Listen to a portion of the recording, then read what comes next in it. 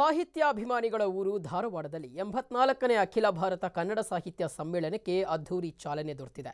ಇಂದು ಆರಂಭಗೊಂಡ ಅಕ್ಷರ ಜಾತ್ರೆಯಲ್ಲಿ ಏನೇನಾಯಿತು ಅನ್ನೋದರ ಸಂಪೂರ್ಣ ವರದಿ ಇಲ್ಲಿದೆ ನೋಡಿ.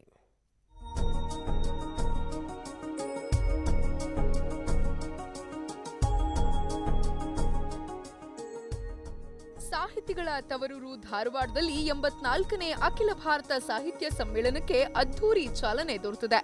ಬೆಳಗ್ಗೆ ಕೃಷಿ ವಿಶ್ವವಿದ್ಯಾಲಯ ಆವರಣದಲ್ಲಿ ಧ್ವಜಾರೋಹಣ ನಡೆಸುವ ಮೂಲಕ ಸಚಿವ ಆರ್.ವಿ. ದೇಶಪಾಂಡೆ ಕಾರ್ಯಕ್ರಮಕ್ಕೆ ಚಾಲನೆ ನೀಡಿದರು.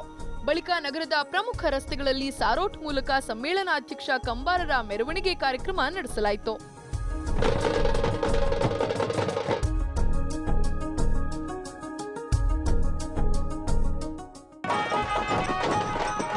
ಹನ್ನೊಂದು ಗಂಟೆಗೆ ಉದ್ಘಾಟನೆಯಾಗಬೇಕಿದ್ದ ಸಮ್ಮೇಳನ ಸಿಎಂ ತಡವಾಗಿ ಆಗಮಿಸಿದ್ರಿಂದ 3 ಗಂಟೆಗೆ ಚಾಲನೆ ಪಡೆದುಕೊಂಡಿತು.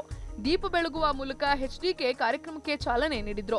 ಕಾರ್ಯಕ್ರಮದಲ್ಲಿ ಸಚಿವ ದೇಶಪಾಂಡೆ, ಸಚಿವ ಸಿಎಸ್ ಶಿವಳ್ಳಿ, ಮಾಜಿ ಸಿಎಂ ಜಗದೀಶ್ ಶೆಟ್ಟರ್ ಸೇರಿದಂತೆ ಹಲವು ಗಣ್ಯರು ಉಪಸ್ಥಿತರಿದ್ದರು. ಅದರಗುಂಚಿ ಶಂಕರಗೌಡ ಪಾಟೀಲರು ಕರ್ನಾಟಕದ ಏಕೀಕರಣಕ್ಕೆ 21 ದಿನ ಉಪವಾಸ ಮಾಡಿದ್ದು ಇಲ್ಲಿಯೇ.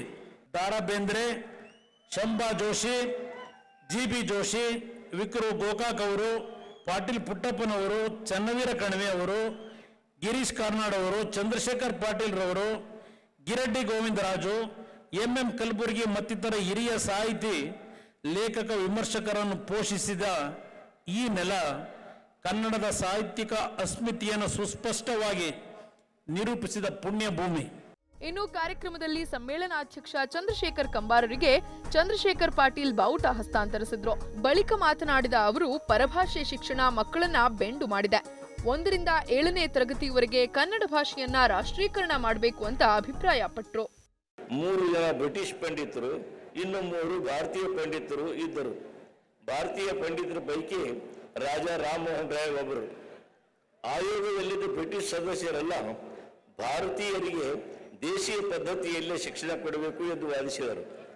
ಆದರೆ ಭಾರತೀಯ ಸದಸ್ಯರು ಭಾರತೀಯರಿಗೆ ಆಧುನಿಕ ಬ್ರಿಟಿಷ್ ಶಿಕ್ಷಣವನ್ನೇ ಕೊಡಬೇಕೆಂದು ಒತ್ತಾಯಿಸಿದರು. ನಮ್ಮವರು ಅಂತಿಮವಾಗಿ ಮಕಾಲೆ ತಮ್ಮ ನಿರ್ಣಾಯಕವಾದಂತಹ ಅಧ್ಯಕ್ಷೀಯ ಮುದ್ರೆ ಒತ್ತಿ ಬ್ರಿಟಿಷ್ ಶಿಕ್ಷಣವನ್ನು ಅಳವಡಿಸಿದರು.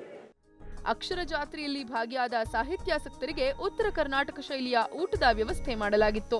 ಈ ಮಧ್ಯೆ ಕಾರ್ಯಕ್ರಮದ ಆಯೋಜಕರ ವಿರುದ್ಧ ಸಾಹಿತ್ಯಾಭಿಮಾನಿಗಳು ಗರಂ ಆದ ಪ್ರಸಂಗವೂ ನಡೆಯಿತು. ತೊಡಕುಗಳ ಮಧ್ಯೆಯೂ ಇಂದಿನ ಕಾರ್ಯಕ್ರಮಕ್ಕೆ ಚಾಲನೆ ಸಿಕ್ಕಿದ್ದು ನಾಳೆಯಿಂದ ಸಾಹಿತ್ಯ ಜಾತ್ರೆ ಮತ್ತಷ್ಟು ಮೆರುಗು ಪಡೆದುಕೊಳ್ಳಲಿದೆ.